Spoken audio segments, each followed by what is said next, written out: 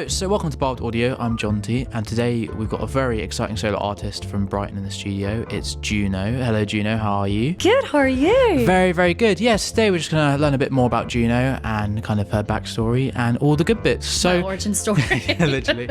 Okay, so taking it away, just let everyone out there know who you are. Okay, well, I'm Juno. I'm a 21-year-old singer-songwriter, originally from Derry in Ireland, but I moved over here when we started uni about 2022, wasn't it? Yeah, I think so, yeah. Jeez, God. In September 2022, and yeah, I think I actually sang before I could talk. I think my dad said I literally was like a few months old and I was like humming a song or something. So yeah, just been singing before I could even speak, and hopefully long may that continue. So, how would you describe your music in one word to someone who hasn't heard it before? Do you know what? To be honest, I would say vulnerable. I think a lot of my music is just me talking about, I mean, I suppose to a certain extent all music is selfish because you're making it because you want to. Yeah. But mine's, I would say, is vulnerable because I don't really shy away from anything. I think if I want to say something, I'll say it. I'm kind of, it's funny sometimes because like if I write a song about someone, they'll know that it's about them because I'll be like, you with the green shirt and the whole, and, you know, I'm very just like, I think I'm very much, if I'm going to say it, I'm going to say it exactly how I want to say it, and I don't kind of tiptoe around it. So I would say it's very, very vulnerable. Yeah. No, that's accurate. I can see that. Yeah. Yeah. Cool. Yeah. So, where you started your music journey to now, how would you say your sound and kind of how you go about things has changed with kind of real life events? Especially like moving to Brighton as well. Yeah, of course. I was going to say, I mean, I remember I was always probably songwriting from when I was very, very young and stuff, but I remember properly starting to write songs that actually related to me when I was about 16, 17. I remember writing songs when I was 14 about like world hunger and stuff, and I was like, Juno, you're 14 and you have a Nintendo DS. Yeah. This is the least of your concerns. So going from when I was 16, 17, that's when I properly started to write about things that meant something to me or that I was going through. But I think maybe sonically, I think I just got a bit more comfortable in terms of embracing who I wanted to be, because I think for a long time, you know, I heard artists like Tori Kelly, I heard artists like probably JoJo, so really heavily R&B focused, and I remember for a long time I was really trying to be like putting riffs or this into every single song and stuff like that, and I think vocals were quite a forefront for me for a long time, and that's not to say they're not now. I think if anything, I feel like I'm a singer before I am anything, but I think lyricism and writing lyrics has become a real form of like catharsis for me. I think like after I wrote, you know, for example, there's a song on the album that's called The Edge of Having Something, and once I wrote that I was like, oh my god, that's 2 years of built up feelings towards someone that's just kind of poured out. And I think if anything, I've learned to try and not take myself so seriously, because I remember when I was younger trying to be like putting all these words that I didn't understand and trying to be really, really methodical and really plan out rhyme schemes and stuff like that. And again, going back to, I suppose, the sense of like, yes, I write how I feel, but now it means something to me. And yeah, now I just kind of write. I mean, again, a lot of the times I was trying to do things that maybe necessarily didn't fit, but now I just sing whatever kind of comes out and what feels best. And yeah. So you recently released your single Big Man. Very, very cool track. We love it here at Barbed Audio. We'll play a snippet of it in a bit. What was the story behind that? Oh goodness.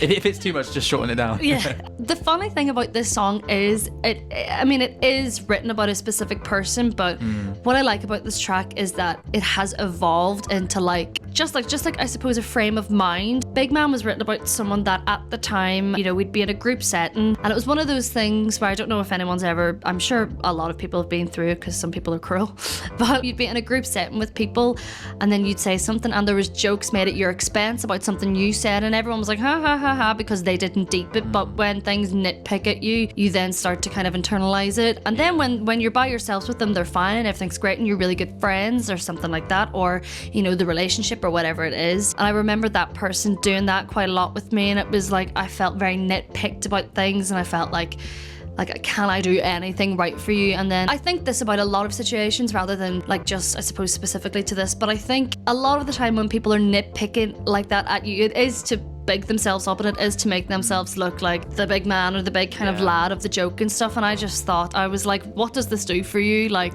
I thought I've been such a good friend, or I've been such a good partner, or whoever I was, you don't know who it's about, and that kind of idea of like, you know, what does this do for you? I mean, Like it's lyrically one of my favorite songs. Like I remember one of my favorite lyrics that I've ever written is "You like my point of view because it gives you hate to spew," and I thought that was kind of like, you know, everything that I tell you, you're gonna give it back double to me and reverse it. The thing is about Big Man now, you know, I've listened to it and it relates to like different people and stuff like that. You know, anytime that I feel like kind of picked at or nitpicked by someone, I'm kind of like, okay, there's a song for you. I remember writing it and going, I was kind of like, it's definitely a song. And I didn't really think that much about it. And then the more I played it and the more I kind of like honed it, I was really a fan of it. And then once I brought my 4 boys, James, Harry, Tom and Billy, once I brought them in, it kind of was one of those ones where everything clicked and I was like, wow, okay. And it's genuinely taken life of its own. Like a lot of people have kind of reached out to me and said that like this song really resonates with me and stuff like that, and kind of the whole feeling about it. I like that it can withstand different situations and different people, and it doesn't always have to remind me of necessarily one person. So yeah. Okay, cool. So here is Juno's single, Big Man. So hope you guys enjoy it. Do I make you feel like a big man? Does it make you feel like you got a fan? So during your music career, have you had any funny or strange moments you can tell us about? There's one that springs to mind. It kind of makes me come off like a bit of an arsehole, but I thought it was funny. It's funny because I recently played the Prince Albert on the 30th of October. It was a very fun gig. Me and the boys dressed up as Men in Black, and we had little green aliens, which already in itself is funny because I said to all the boys, I was like, suits and black ties, and they were like, okay, Juno. And I remember, so we were fairly like thick into the set. We did a cover of Still Into You by Paramore, and that bit where it goes da, da, da, da, da, da, and it has that little break out. Because I had done a little bit of audience participation, being like, whenever I did, because I did Chapel Rowan's Good Luck Babe, and I was like, you can kiss 100 what? And kind of stuff like that, and like, and it went down really well, so my confidence was up and I was like, oh, I can try something else now. And I remember doing it, and then it was a dun dun dun, dun, and I went ooh ooh, expecting them to go ooh ooh back, and no one did it. No one did it, and I thought that I did this away from the mic, but I went, "Yous are shit. I'm not doing that again." But apparently, I said it really loud into the mic, so everyone heard it. Because I looked over and James on the drums was just like kicking himself laughing, and I was like, but I was in work mode, so I was like, okay, cool. And then we finished the gig and went out partying, and James said to me, he was like, you do know everyone heard you when you said that? And I was like, said what? And he was like, yous are shit, I'm not doing that again. I was like, so I basically, I tried to be like, ooh, and no one did it back, and I got really salty. Someone out there has it on video. I don't know who it is, but I know someone has it on video, and I just think that. Bury that. Because it's the most typical me thing to do as well. It's like if something doesn't work out, I'm like, nuts, and something like that. Yeah. So to me, that's probably the funniest thing, and it's the one thing that everyone brings up. They're like, do you remember when you swore at everyone in the crowd? And I was like, no. So with you currently being based in Brighton, but also originally being based from Derry, what one favourite band coming out of each scene that you like? Oh, I mean, I think it's so unfortunate, but I haven't been in the Derry scene for a long time. But if I could talk about like the local kind of Irish music scene, there's a band called Post Party. Post Party, hello boys.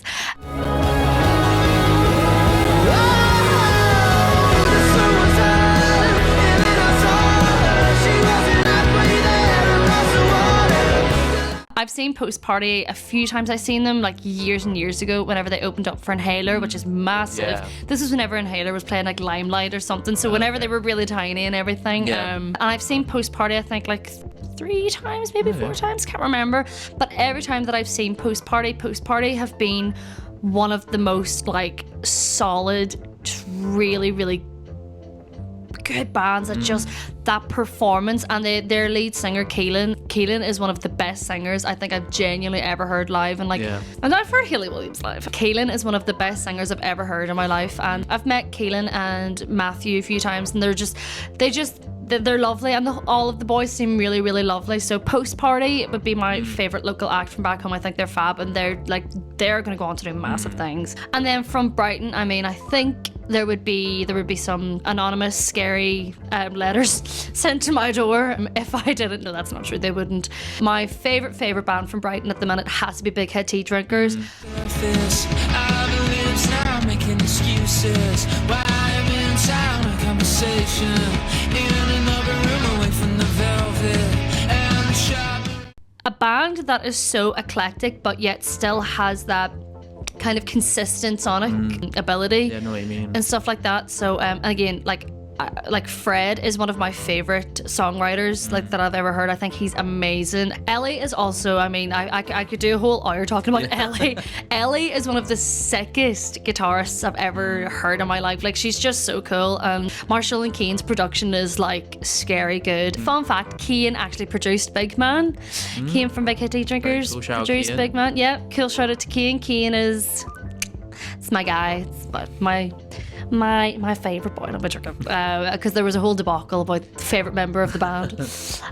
No, I love Big Head Tea Drinkers. I think again too, they are going to do massive things. They're going on tour next year, which is nuts, and consistently best that I've seen at every single gig they've done. Consistently best band at the minute. I think they're great.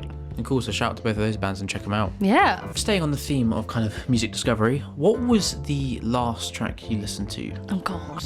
Right. The pressure is on. Ooh, I know. Drum roll. It's gonna be like Alvin and the Chipmunks Witch Doctor or something. Oh God. It's The Lady in Red by Chris de Burgh. yeah. Is dancing with me.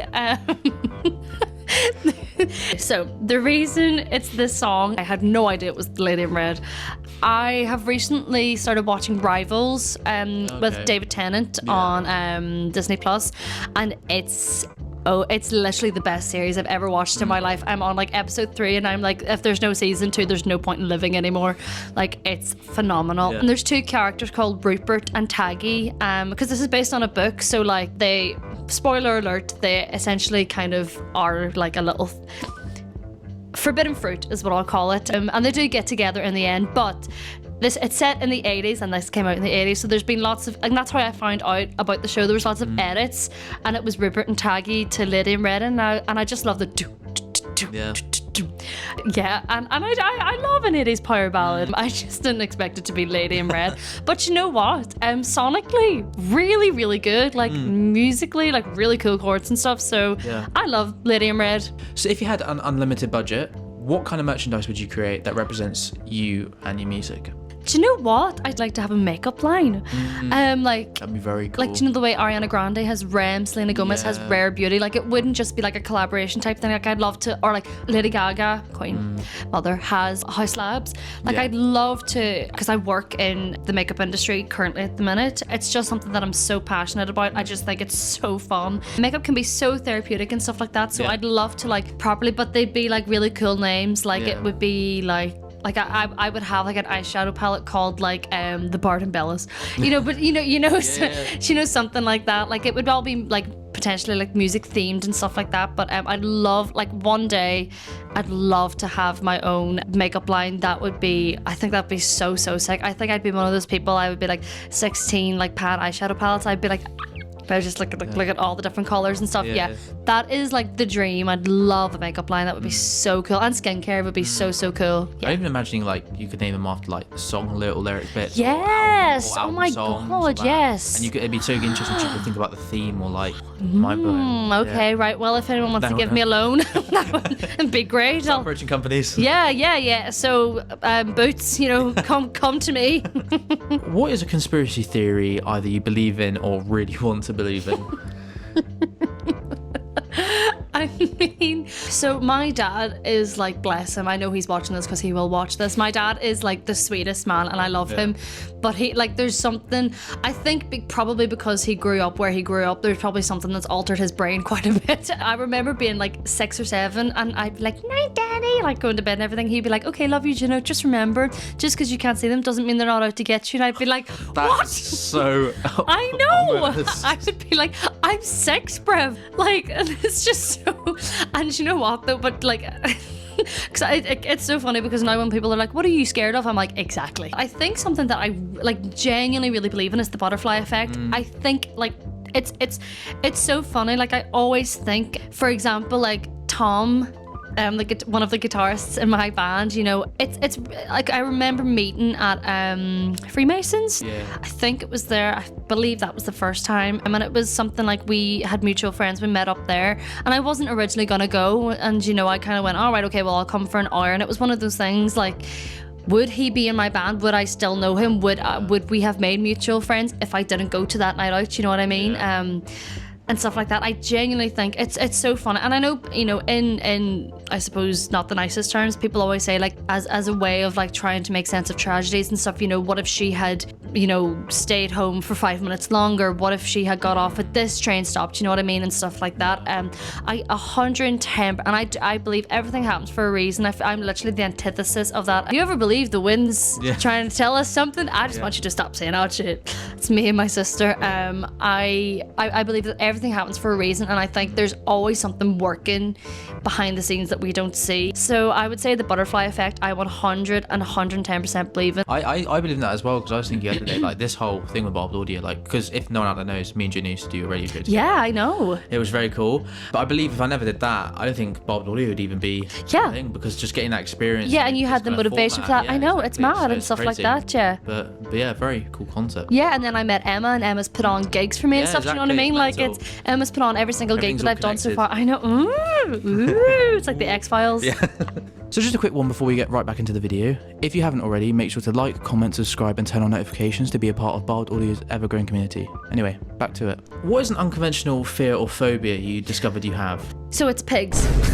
There's no tiptoeing around it. It's pigs. I hate them. So it's like when people say, well, why are you afraid of pigs? And I'm like, so there's if you know, you know, but there's an episode of Criminal Minds where they're trying to find, there's like this mad scientist that's paralyzed, and he's getting his brother to do his dirty work for him, but unfortunately his brother's kind of like Lenny from Of Mice and Men, you know, he's a bit intellectually challenged and stuff like that and everything, and he's bringing these test subjects back. And if the test subject doesn't give the scientist what he needs to help him with this paralysis, his brother feeds into the pigs, but it's not like just throws them in. Like, there's a scene where he's literally holding his head, like holding the head over the thing, and they're just eating at the head. And I always say that that's what scares me, but I don't think it is. Like, I think that's definitely a reason that I'm freaked out by them. But like, I just hate, like, oh, I don't know what it is. I remember people saying too, like, what would you do? Like, what about Babe? And I'm like, arsehole. Babe is an arsehole. He's such an attention-seeking little pig. Like, I hate him. And I just, you know, people are like, little piglets. And I'm like, bacon. Yeah. Bacon for everyone. I hate them. I hate them so much. Juno the Butcher. Maybe that's another branding you could do, is like Juno's like Butcher Shop. Like, I could. Like all your tunes in there, just like a Brighton's newest butcher shop, but it's just pigs. And I went out and like, you know, like with a little straw and like a little dart thing. No, I hate them. Like, and you know what's so funny too? There are these really, really dark, weird memes about Peppa Pig and stuff. Oh my god, like the horror, the Peppa Pig horror. And yes, the Peppa Pig horror lore. And it's like Susie, we are all victims of the same thing. Yeah. Stuff like oh my that. god, so many things. I genuinely believe that, like, if right now, if a pig were to burst through that door, I would literally, like, there would be a Juno-shaped hole in your window. Like, I'm deathly afraid of them. It's just that thought of like, it's so weird though, because it's not the fear that they could kill me, because I could fall and like hit my head and die, and it's not the fear of like, you know, a horse could, a dog could. There's just something about pigs that is just... sorry, I'm like really deeply... I hate them. I hate them so much.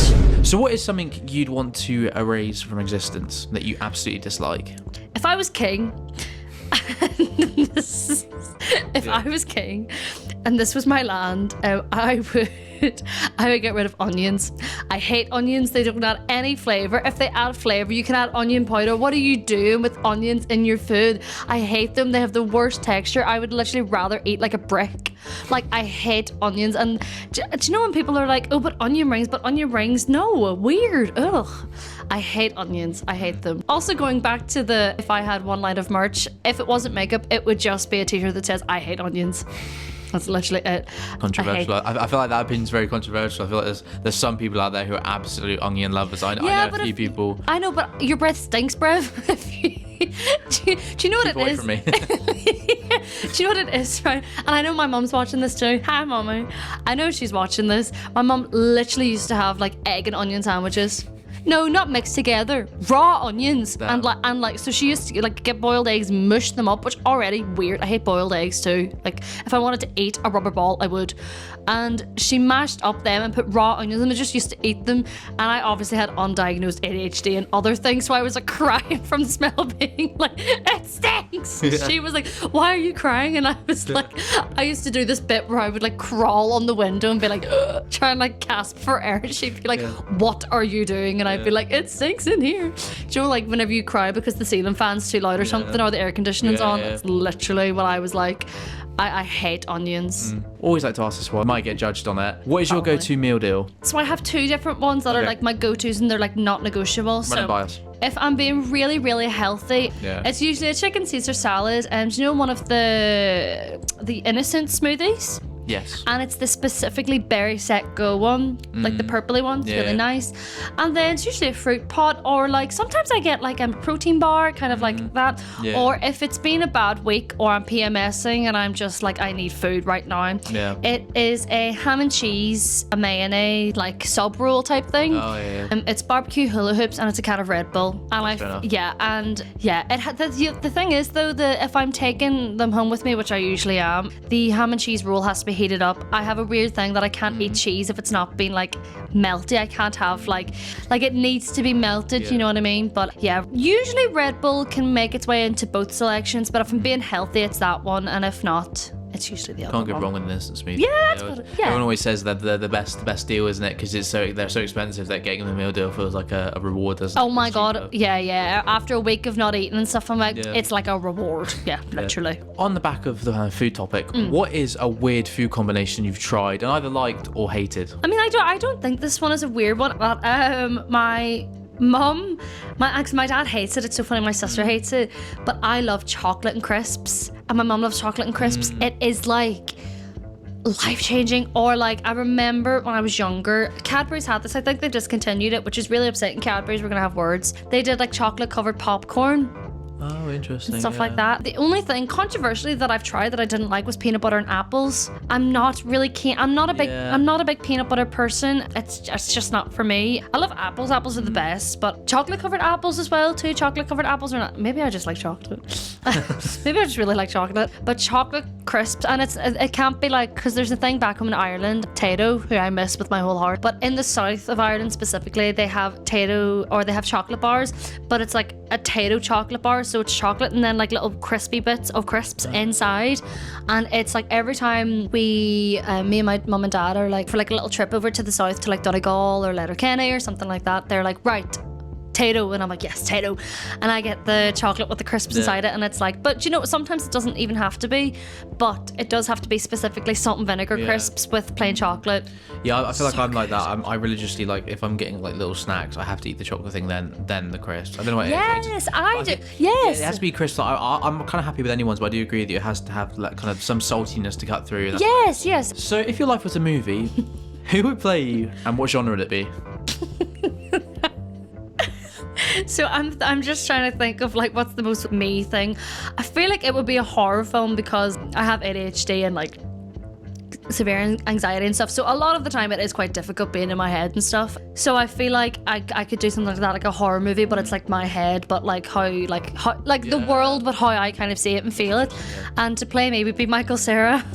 I feel like he'd do a great job at like, do you know that whole line of like, you know, just because you can't see them doesn't mean they're not out to get you. I feel like Michael Cera would just like, but he has to play it exactly the way he played Alan in the Barbie movies. Yeah. Like he exactly has to. Just such like a lovely presence, but also very scary. Like scarily unsettling in the way he's reacting to things and stuff like that. 100% it would be something like, because I was trying to think and then I was like I could do something so funny and be like, it would be a drama and it would be starring Angelina Jolie, and I was like, no, it couldn't be. It has to be a horror, maybe like a horror comedy, like Shaun of the Dead, something like that. But it would have to be Michael Cera. I feel like Michael Cera could play me really, really well. It's just Michael Cera in a wig. Yeah, but give him the Oscar. Yeah. Give him the Oscar, honestly. So sadly coming to the last question now, Juno, but it's been lovely having you on. Thanks for having me. That's all right. Hopefully have you on again in future. But let everyone out there know what you've got coming up. The camera's your phone, and just plug everything. So I have got my second single called Cool coming out on Boxing Day, which Very is exciting. super fun. Available to pre-order now, stuff like that. I am playing Concord on the 10th of December, playing the Rossi Bar on the 16th of January, and playing Patterns at Refreshers on the 30th of January. So Very cool. yeah, lots of really good exciting things, and I can confirm that half of the album is done. Very exciting. So yeah, the main thing is Cool will be yours on Boxing Day. So that's my Christmas gift to you, because I'm not going to sing a Christmas song. This is your Christmas song, is this? Yeah. Well, thank you for tuning in, and this has been Barbed Audio. I've been your host, John T, and until next time, see you guys soon. Bye. Bye. Nice. Sweet. Nailed it.